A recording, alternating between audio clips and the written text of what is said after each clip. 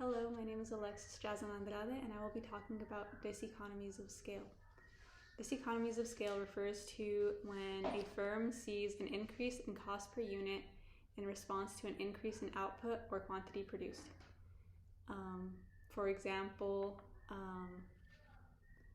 if a company starts producing more, then their cost to produce each unit is going to increase. And the opposite can be true.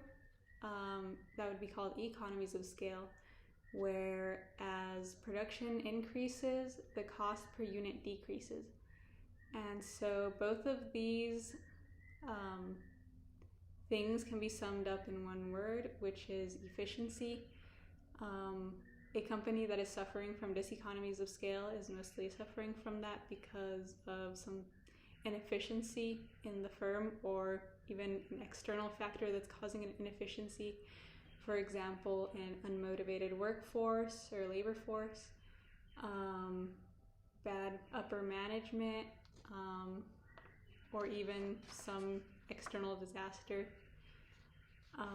And economies of scale, likewise, is because of efficiency increasing.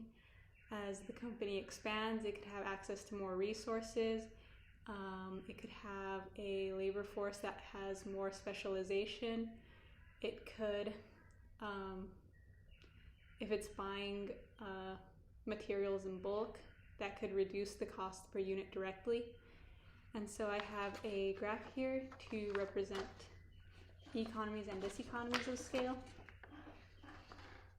So as we can see on the y-axis, that is total cost, and the x-axis is production quantity.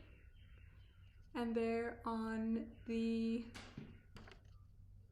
this side of the graph, we see diseconomies of scale, where as the quantity is increasing, the cost per unit is increasing. And on this side, we see, on this side of the graph would be economies of scale, where as the quantity is increasing, the total cost is decreasing. So yeah, that is diseconomies of scale. Thank you.